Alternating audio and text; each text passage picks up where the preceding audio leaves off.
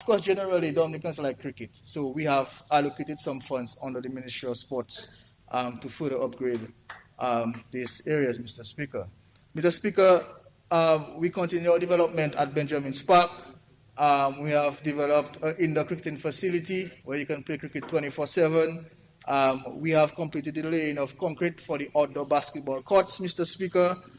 That will be fenced with proper surfaces and washrooms, Mr. Speaker. And of course, we have identified a piece of land on the outskirts of the Benjamin's Park for the construction of the indoor sporting facility, Mr. Speaker. We also some work in Geneva, Mr. Speaker, because we want to ensure that Geneva playing field is up to standard. I mean, Granby now has an international cricketer, so it's just fitting that the facilities there be upgraded to suit. Under the BNTF project, Mr. Speaker, we have done some upgrades to the roof for the playing field, Mr. Speaker. This project included the construction of a pavilion, a washroom, upgrades to the playing surfaces, Mr. Speaker. And of course, under BNTF 10, we'll also commence upgrades on the Daly's playing field, Mr. Speaker, transforming it into a venue where we can have some competitive games, Mr. Speaker. And this is just part of the overall plan for development of sports in the East, Mr. Speaker. And of course, we are doing a number of other small interventions at Wharton Waven through support from EDF, Mr. Speaker, through support of lotteries. We have implemented a number of lighting projects at various playing fields, including Lindo Park, including Thibault, Newtown, Wolf-Fordale playing fields. And of course, we have facilitated the Dominica Football Association with improvement works at Stock Farm, the Stock Farm Training Center, where field lights were installed and a new artificial turf was installed recently, Mr. Speaker. Mr. Speaker, further improvements to playing fields at Pottersville, very important. It's in the entrance of the city, Mr. Speaker. And of course, Castle Bruce is also on the cards, Mr. Speaker. And importantly, we will place some emphasis on developing washroom facilities, Mr. Speaker, at various venues, especially venues that host regular events, Mr. Speaker. And finally, Mr. Speaker, on the issue of sporting facilities, it's our intention to explore the introduction of facilities that cater for non-traditional sports, Mr. Speaker. And the Member of Parliament for Roseau Central spoke to great detail about this, Mr. Speaker. Sports like golf and bowling, Mr. Speaker, I believe that's the new dimension for sports, Mr. Speaker. Mr. Speaker, in the last budget, the Honorable Prime Minister mentioned establishment of a trust fund, which can be used to provide support for athletes, especially those who excel at regional and international levels. This, of course, will be capitalized from receipts from the CBI program, Mr. Speaker. And I'm happy to report that this fund has been established as we speak, Mr. Speaker. And we have started utilizing the funds to benefit our athletes, Mr. Speaker. The Ministry of Sports, we had put in place a task force and a coordinator to prepare a working document for the establishment of the National Sports Council, Mr. Speaker. The framework for the structure of the council is being finalized, and soon we will seek to engage relevant persons to govern the affairs of the council going forward. I believe that is a very important milestone for us, Mr. Speaker, to have a functioning council in place to better advise on all matters pertaining to sports in the Commonwealth of Dominica, Mr. Speaker. And of course, with regards to sports tourism, the Minister of Tourism highlighted touched on this. We have international cricket helps, but locally we have the Dream 11 cricket competition that also plays an important role in attracting visitors. Dream 11 has been having these tournaments in many countries across the Caribbean. Of course, ours seem to be the preferred choice for Dream 11 because of the vibe we bring in Dominica is second to none. And of course, I want to mention recently we had a a cycling club from Trinidad and Tobago in Dominica, Mr. Speaker. Over 50 cyclists came to Dominica, Mr. Speaker. Two races from Roseau to Scottshead and from Roseau to Portsmouth, Mr. Speaker. And I think from all reports, they had a wonderful time. They contemplated coming back. We had great support from the Ministry of Tourism. They went to some of our sites. They spent some money in Dominica, Mr. Speaker, and I believe that we have a good platform to launch cycling as a sport in Dominica. So, Mr. Speaker, I can go on and on, but it's clear, Mr. Speaker, that sports is going places in Dominica. Anyone who tries to convince you otherwise, Mr. Speaker, you need to ask yourself, what is the agenda, Mr. Speaker? Because undoubtedly, sports is on the rise in Dominica. And of course, as a government, we remain committed to serve in the interest of all our athletes and sporting associations, Mr. Speaker.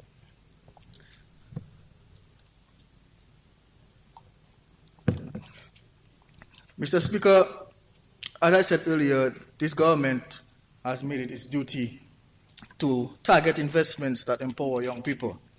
Our Minister of Finance has clearly articulated a number of measures in place for young people. And this budget here, it gives every young person an equal chance, regardless of the area of interest. This Youth Division Skills Training Program, Mr. Speaker, is one such example. And the reality is that there's tons of employment opportunities available for these skill-based areas, and skilled trades have a significant impact on our overall group because they impact the productive sectors. And I'm speaking of electricians, plumbers, technicians, mechanics, tradesmen, and folks in the hospitality sector. A matter of fact, there has been a growing demand for skilled people as many sectors face a skill gap. So we want to prepare our young people for the many opportunities going forward. In the last fiscal year, we spent $1.8 million on the skills training program executed by the Youth Division. On March 29th, 2023, 107 young people graduated from training programs in the following areas: 16 in electrical installation, 19 in building maintenance, 8 in construction skills, 13 hospitality, 12 in stone wall construction, 9 in auto mechanics, 5 in small engine repair, 8 in furniture making, Mr. Speaker. Our youth skills training programs during the fiscal 15 more minutes. were greatly facilitated for Skype, and I want to put on record our gratitude to Skype, Mr. Speaker, Mr. Jules Pascal, the Skype coordinator in Dominica, and I want to thank him for his contribution, Mr. Speaker. Mr. Speaker, training of our young persons remain a priority for our government, and through the DYBT, we are engaging in a number of training for our young persons, preparing them for the world of work, preparing them to run successful businesses and succeed, Mr. Speaker. And of course, we have this small business assistance facility, which target applicants who are already established. Mr. Speaker, a number of persons benefited from that in the last financial year. The Entrepreneurial Development Program is designed for people with business ideas and want to convert these ideas into a more practical and sustainable business, Mr. Speaker. And of course, a number of persons also benefited from that. And there's also the Social Enterprise Incubator Project, where we handed grants to social entrepreneurs. A ceremony was held on Wednesday, 22nd March 2023. A total of $50,000 were disbursed to 12 entrepreneurs. 8 entrepreneurs received $5,000 each, and 4 entrepreneurs received $2,500 each, Mr. Speaker. And of course, we had the graduation, the DYBT graduation, the 18th graduation and award ceremony in February this year, Mr. Speaker. 114 persons received their certificates across 6 programs, Mr. Speaker. And of course, we congratulate all of these young persons. Mr. Speaker, this budget has a number of initiatives that will advance the cause of young people. The housing for young persons, the under 40 grants for first-time home builders, the Future Housing Program. These are initiatives that will benefit young persons, Mr. Speaker. And of course, we fully support this and we look forward to its implementation. The Youth in Agriculture Program, also a very important pillar for young persons, because the reality is that there's opportunities in agriculture, but we have to do it well. We have to treat agriculture as a business. We have to keep records. We have to know. We have to do our budgeting, and of course, we have to start thinking economies of scale, Mr. Speaker.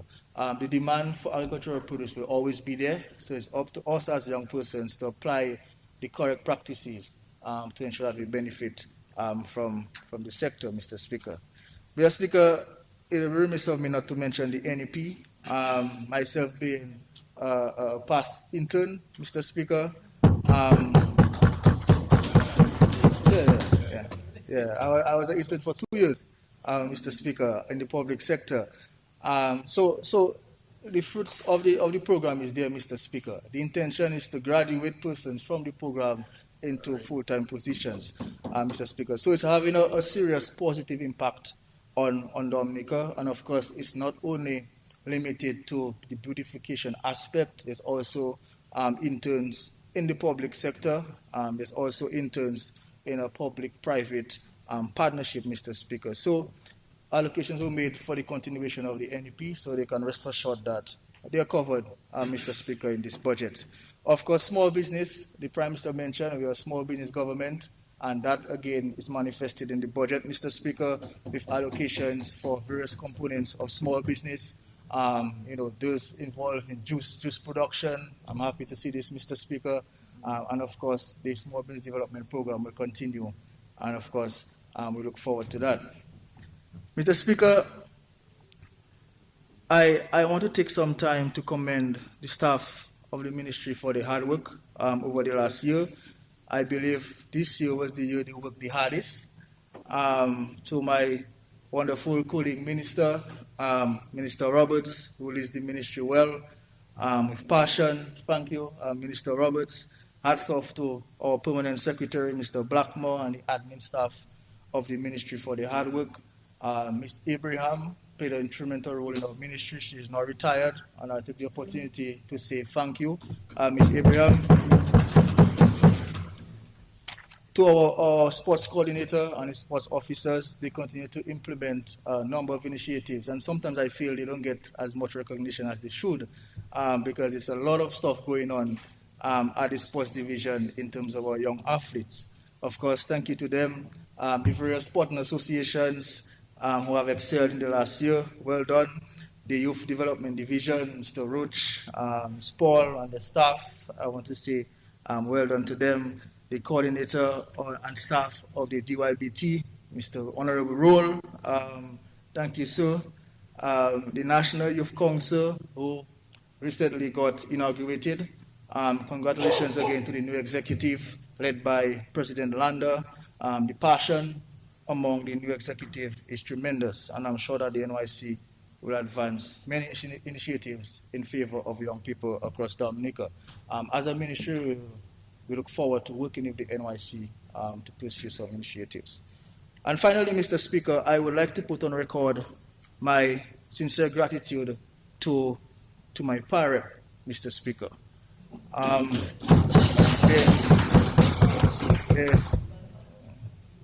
What a parent, so I suspect you know. The parent of the Vickers Constituency, Mr. Speaker. Honorable Dr. Roosevelt Skerrit, Mr. Speaker. He continues to deliver on behalf of the people of this constituency, Mr. Speaker. And this is why we will stay with him for a very long time. We will stay with him until pigs can fly, Mr. Speaker. We will stay with him.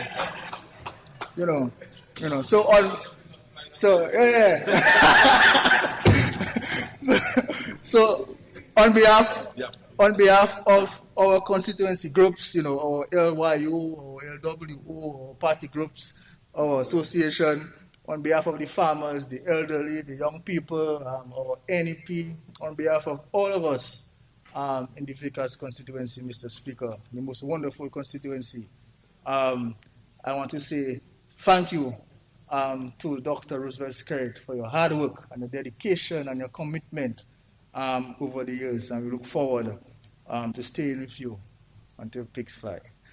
Mr. Speaker,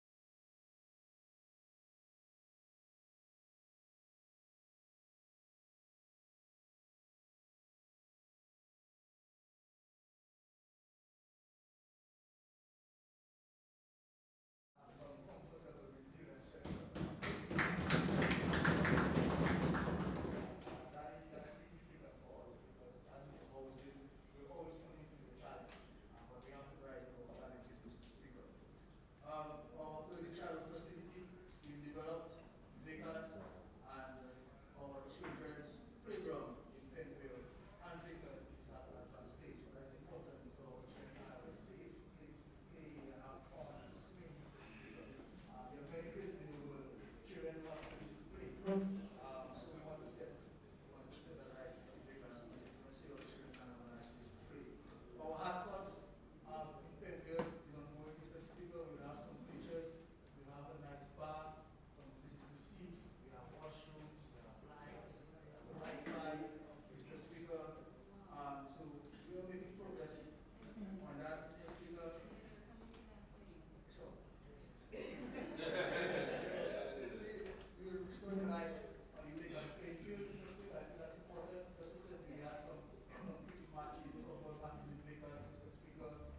We had to end at 5:56 because of bad light. So very soon we have more lights reinstalled at the Vegas playing field, and that's very good for young people, Mr. Speaker. And of course, we have already signed a contract for the construction of the hard court at Vegas. And as soon as we can complete the one in Penville, Mr. Speaker, we will go across to Vegas to do this also, Mr. Speaker. Recently, we have installed lights, and of course, we have completed the bridge crossing. That was sort of a problem in Tebow, Mr. Speaker. Importantly, Mr. Speaker, we have been waiting a little, but the contract for the Tebow Primary School is now signed, Mr. Speaker. And if you talk to many young persons in Tebow, their main concern is, when is the primary school going to start? It's going to start. And now we see that the contract is signed. We are very happy for this, Mr. Speaker.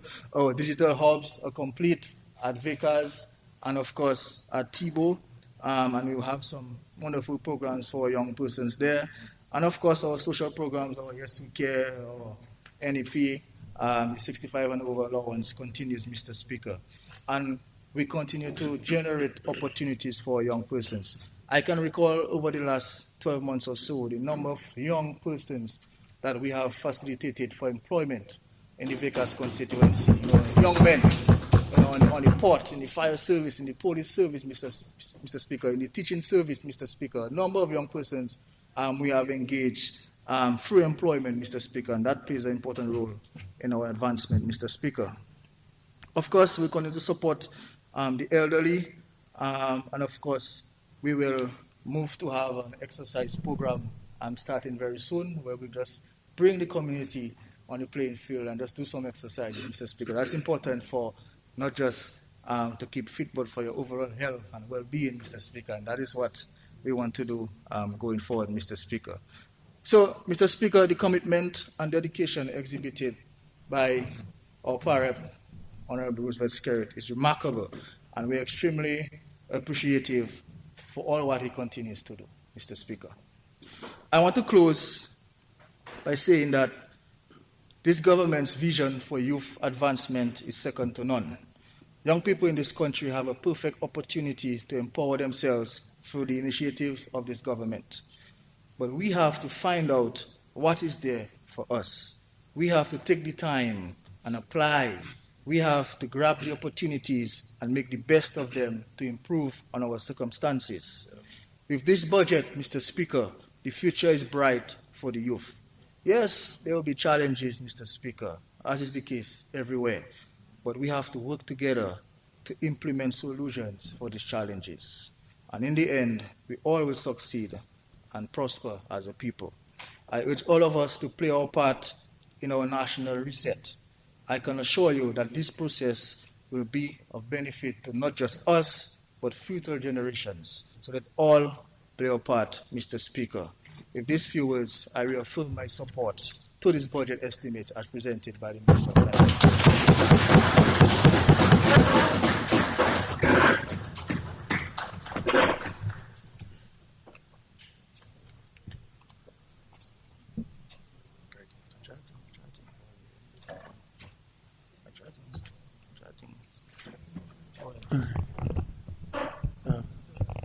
Mr. Speaker, I move that the House be adjourned till tomorrow at 10 a.m.